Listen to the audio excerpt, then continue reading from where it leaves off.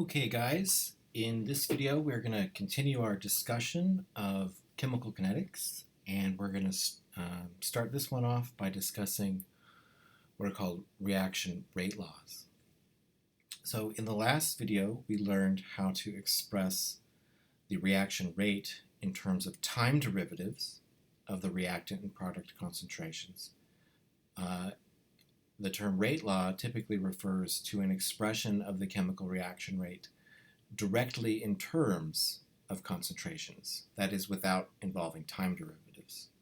So for example, here, the reaction rate of a particular reaction will be some function of the reactant concentrations, but not involving the time derivatives. And so here's a generic rate law. So let's suppose you have A, B, there could be C, D reactants. The rate is expressed as the concentration of species A to some power, species B to some power Y, species C, D, however many reactants there are, or possibly a catalyst expressed to their own powers. And then the proportionality factor is called the rate constant for the reaction. It's called that because the rate constant does not depend upon the concentration of any species. The powers here in the rate law, these are called reaction orders. They're often positive integers, but they don't have to be. They can also be zero, so they can be negative. They can also be fractional, or they can be impossible to deduce, depending upon how complicated the rate law is. We'll focus quite a bit of attention in forthcoming videos on positive integers and also zero, but we will encounter later in the video series more complex rate laws where you really can't state what the reaction order is without making some assumptions about the experimental conditions. Let's see. The units of the rate law, the units of the rate constant, K, will depend upon what the reaction orders are. In fact, the units of the rate constant will depend on what we call the overall reaction order, which is the sum of the reaction orders for each species in the rate law. I already mentioned that the rate constant doesn't depend upon concentration. It does, however, depend upon temperature. And so it's in fact through the rate constant that the temperature of the reaction rate depends. And we'll talk about that in a future video as well. Here, what are they asking us to do? Well, this is another one of these unit conversion problems. I'm going to go ahead and skip this one. It's not that interesting to do the conversion. Just look at the last video and that'll explain how to do it. Here's more to do with the new topic that we're discussing. So we're given a bunch of stoichiometric reactions on the left and their corresponding rate laws on the right, and we're being asked to determine the reaction order and the units of the rate constant for each of these reactants. And so starting with the first reaction involving the combination of nitrogen monoxide and oxygen gas, we see that this rate law is going to be second order with respect to nitrogen monoxide. That's because the power is 2. And it'll be first order with respect to diatomic oxygen. So the power here is 1. For this generic reaction, probably this is a typo here. It should be a G, not a B. Here, the rate law, we see that the power for species A is to the 1/2, so we would say that this reaction is half order in species A and first order in species B. For this combination reaction that we have here, this rate law is quite complicated. And we really can't say that much about whether or not, what the rate law is with respect to bromine, right? Is it a half? Is it -1? We really can't tell. You might get away with saying that it's first order in hydrogen. It's because there's a nice integer there. But look at this product that appears in the rate law, and that's not an error either. It needs to be there. That complicates the story as well. So this is an example where the rate law is complicated, and that implies that what you see here in the stoichiometric reaction is not what you get. That is to say that there's a more complex mechanism behind this stoichiometric reaction. It's obvious due to the fact that the rate law is so complicated that this is not a straightforward reaction. And we'll talk about that more later as well. So here in this last one, we get that the reaction rate is simply equal to a rate constant. No concentrations are here. We would say that this reaction is 0th order in the phosphorus trihydride. And that's possible as well. What about the units of the rate constants? That's a favorite problem, and so I just want to point out how to think about that. First, you want to recognize that the rate is always moles per liter per second. It's always concentration per time unit. Now, you don't have to use moles per liter as your concentration unit, and you don't have to use seconds as your time unit, but this is the common scenario here. And so for this rate law, for this first one, we've got, the rate constant. That's the units that we're trying to find. And then you've got the concentration of nitrogen monoxide, which will be moles per liter squared. And the concentration of oxygen will be moles per liter. And so what we can do is just algebraically rearrange this to solve for the units of the rate constant. I think we're going to have liters squared per mole squared per second when we do that. I'll do, obviously for the last one, since the rate equals the rate constant for a 0th order reaction is just moles per liter per second. I'll do the second one as well. Rate equals moles per liter per second. And then where'd it go? We would have that equals the rate constant. We would have moles per liter to the 1/2 times moles per liter. Solving for units of the rate constant, we're going to have liters per mole, each of those to the 1/2, and then it'll be per second.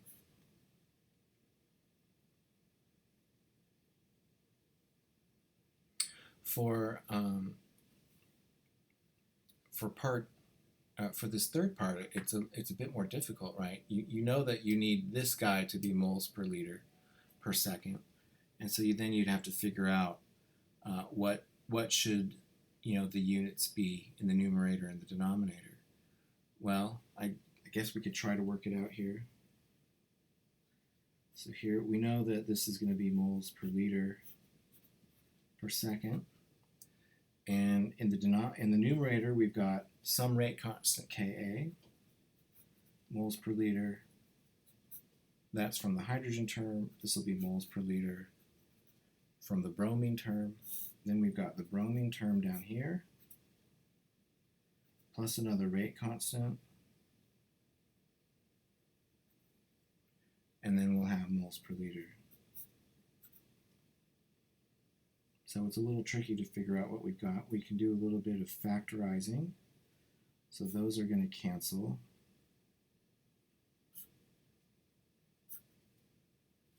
So we'll then have Ka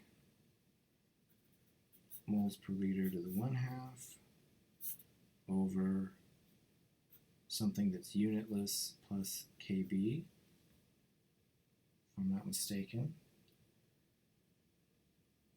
So since this is unitless, that means Kb would need to be unitless. Does that make sense?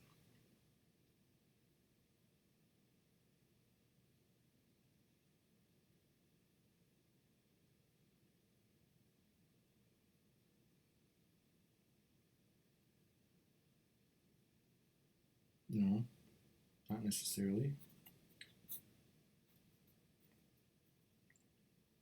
Can write that as the constant.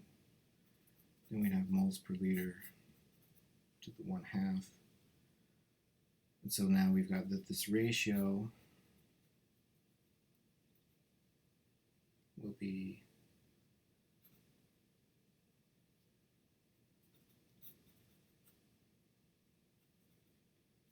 something like that. And so now how to split up the units in this fashion is kind of tripping me up a bit, so I'm just going to go ahead and stop it right there. I'm not exactly sure if it can be deduced what the units of Ka and Kb are independently or not. And so I'm just going to leave it at that. I don't think I've made any mistakes so far, in the sense that this ratio, as given in this expression, should have these units. But then how it further breaks down is not clear to me.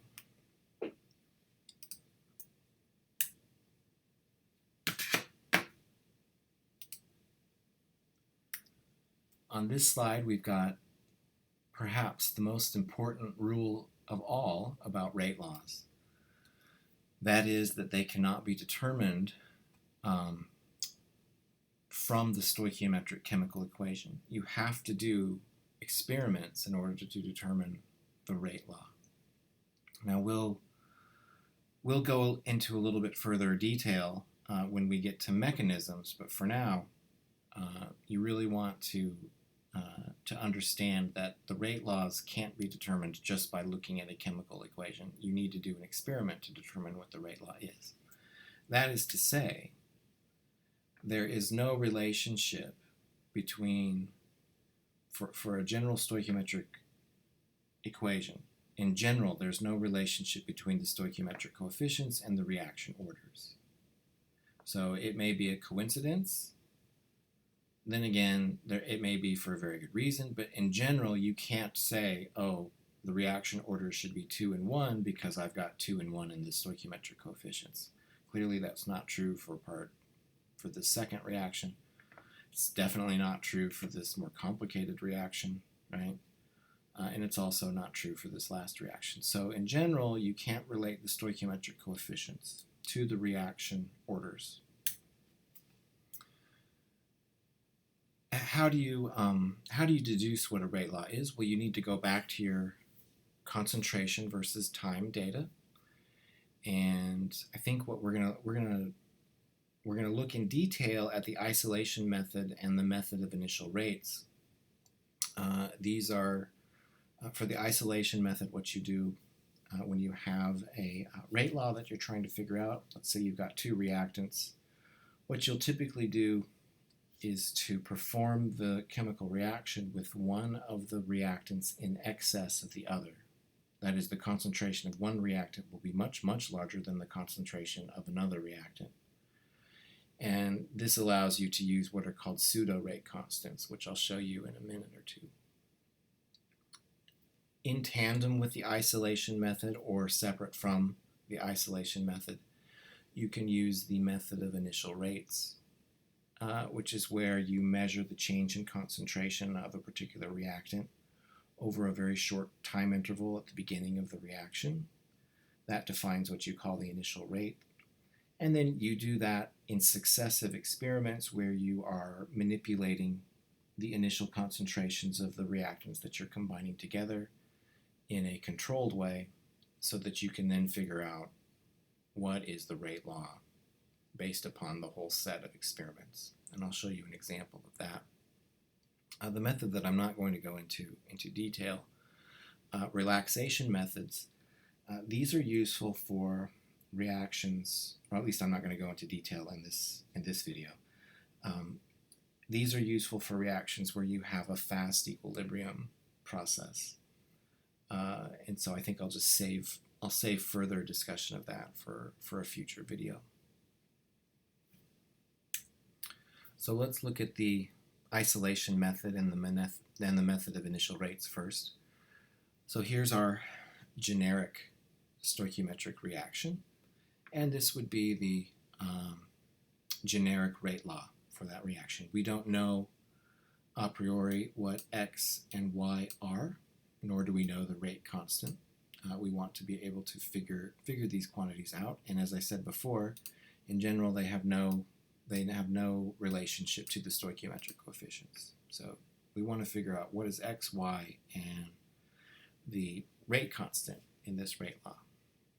The isolation involves isolating species A from species B by starting with a very large concentration of species B relative to species A. The idea here is that if the concentration of species B is much larger than than that of species A, then effectively the concentration of species B will be constant throughout the chemical reaction. That is, by the time A is completely consumed, the concentration of B will have hardly changed, at least within significant figures. So this is the main idea of the isolation method. What that allows you to do is then to take this rate law and then substitute in for the concentration of B, just substitute in the initial concentration, which is now a constant. And if it's a constant, it can be combined with the rate constant, giving us this effective rate constant, which is also called a pseudo-rate constant, because it's not truly constant. The concentration of species B does change a little bit, but for our purposes, because we've used the isolation method, it's effectively a constant in this experiment. And so here's the definition of the effective rate constant. Notice it depends upon the value of the concentration of B that we started with. It depends upon the value of Y, the reaction order with respect to that species. So what we'll do then is we will measure the initial rate for a particular concentration of species A. So we'll monitor the change in species A, change in its concentration with respect to a short time interval, and then we can use this equation, which we do know, to calculate the initial rate for that experiment. And then what we'll do is we'll do that for different values of A0. Okay, so we'll measure the initial rate for different initial concentrations of A0. And if you take the natural log of this expression, you've got natural log of nu 0, natural log of the effective rate constant, plus the reaction order, plus our independent variable natural log of A0. If you plot this data as natural log of nu 0 versus natural log of A0, it's going to give you a linear plot, and the slope is going to be equal to the rate, the reaction order for species A, x. And the intercept of the line will be the natural log of the effective rate constant. The idea then is that you can first you get the rate order x out of that. If you then repeat this whole set of experiments for different B0, then because the effective rate constant depends on B0, if you then measure the effective rate constant for different values of B0, then you can use this equation to find y and the true rate constant. And you do that by taking the natural log of this equation to give you this one. So you'll measure the effective rate constant for different values of B0, plot this versus that. The slope is going to give you the value of y, and the intercept will be equal to the true rate constant for the reaction. So here on this slide, we're demonstrating the initial rate method in combination with the isolation method. And so let's do an example where we just block all this out, just outline it all for that same reaction, but this time we'll use the isolation method differently. We'll suppose that we'll isolate species B from species A.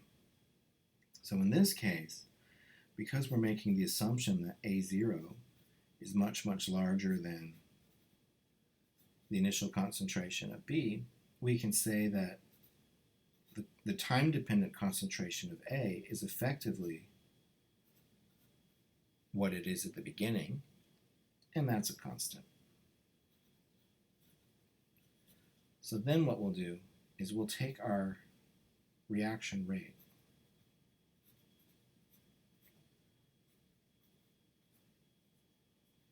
our rate log, that we need to find x, y, and kr. We'll take that and we'll just assume that now, because A is effectively a constant, we'll just write this as kr effective, b to the y.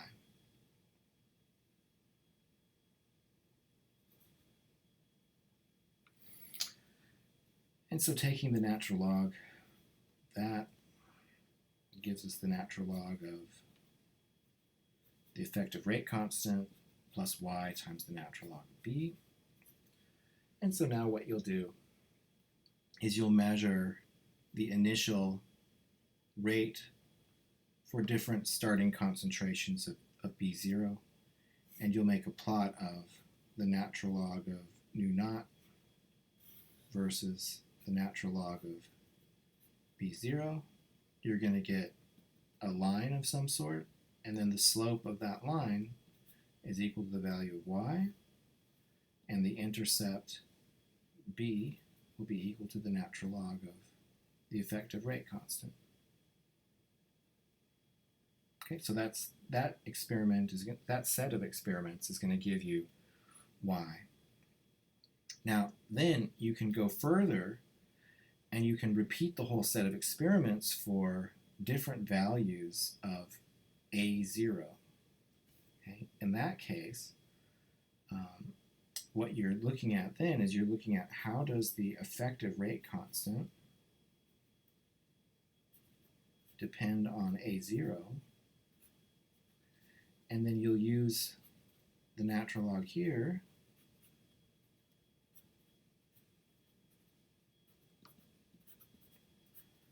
what you'll do is you'll repeat all of these experiments for different values of A0, and then you'll take those effective rate constants that you get from the intercepts for different values of A0, and then you'll plot natural log of that effective rate constant versus natural log, oops, forgot that part, natural log of A0.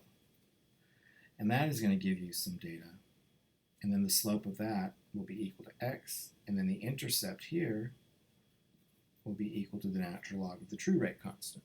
So you can then figure that out. So that's how this approach works. You can deduce the rate law from various experiments. Another strategy that you can employ is to vary the concentration of one reactant while keeping the concentration of the other reactant fixed. And so let's imagine that we're going to use one concentration of B to start off with, and we'll use two different concentrations of species A, so concentration 1 and 2, and we'll measure the initial rate. And so we'll get one rate for this concentration of A and one rate for this concentration of A. Well, if you take the ratio of these two equations, you'll notice that the true rate constant cancels out, and so does the part involving species B. And it gives us this equation here, which we can algebraically rearrange to solve for the reaction order with respect to x. And then you can repeat the whole procedure. You'll perform a couple of experiments while keeping A0 fixed, but this time you'll vary species B concentration, two different values, and then you'll use the same ratio trick to get the concentration, or to get the value of y for the reaction order of species B. Once you know x and y, you can then take any of your data and then substitute in the reaction orders and the concentrations and the initial rate that you measured to get the value of the rate constant.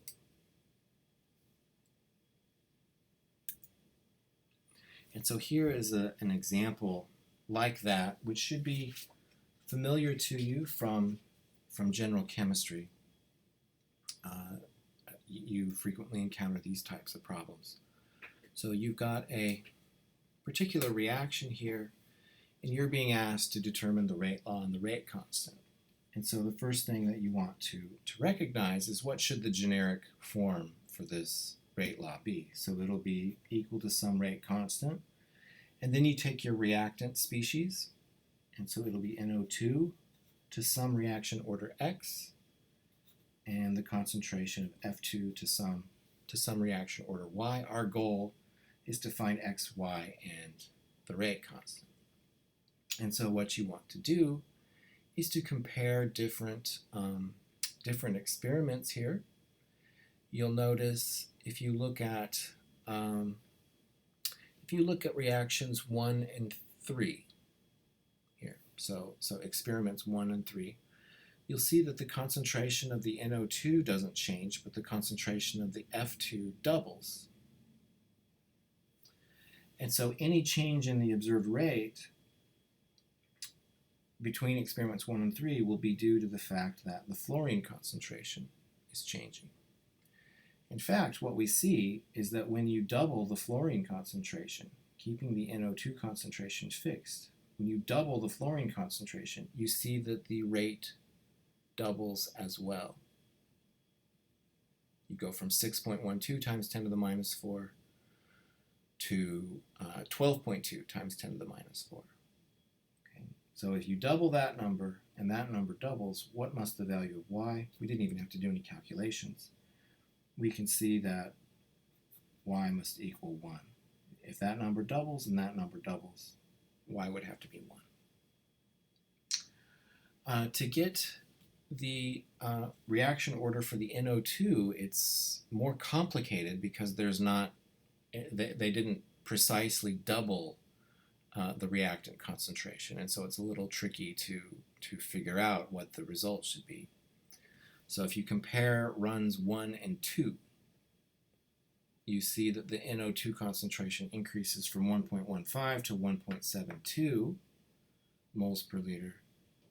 That's not an even doubling, and so it's very hard to just eyeball what the answer should be. So in that case, you can always fall back on the algorithm where the rate for run 1 will be equal to Kr, in this case NO2 to the X for 1, and then we've got the fluorine concentration for run 2, same rate constant, but a different NO2 concentration, yet the fluorine concentration is the same. So if you were to take the ratio of these two equations, those cancel, you can write this as NO2 to the X, and then you can bring the X downstairs by taking logarithms. And so you'll wind up with X equals the logarithm of epsilon 1 divided by epsilon 2, natural log of NO2 1 divided by NO2 2. Okay, so you just plug in the two rates and the two concentrations here, and it's going to give you the value of X. Okay, so you're going to get a number out of that. I'm not going to do the calculation myself, but you're going to get a number. It's going to be close to an integer, and so you'll just take that to be the reaction order. Finally, to get the rate constant, what you would do is you could take any of the trials that you want, any of the runs. Let's just take trial 1, and then you would plug in the values of X and Y that you determined. You'll take the concentrations from run 1 and the rate from run 1, and then just solve for Kr. So you would do Kr will be rate 1 divided by NO2 1 to whatever reaction order you found, and F2 for trial 1 for whatever reaction order you found here. I guess it would be here and there. So you just plug in the data from that line, and it'll give you the reaction rate constant.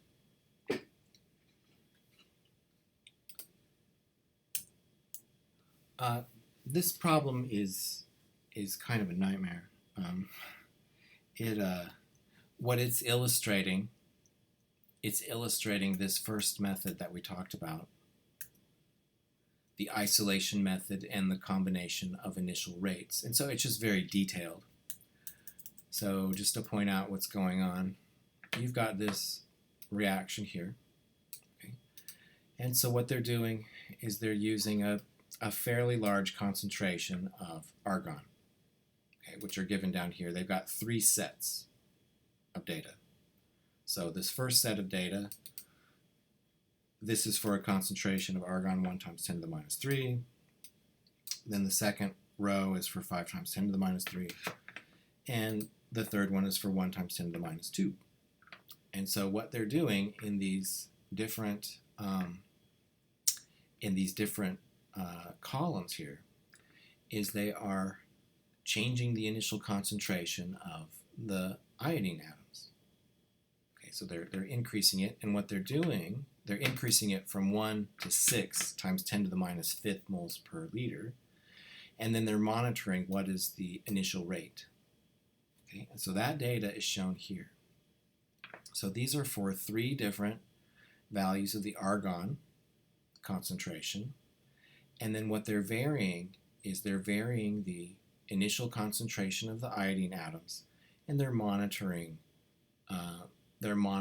the initial rate.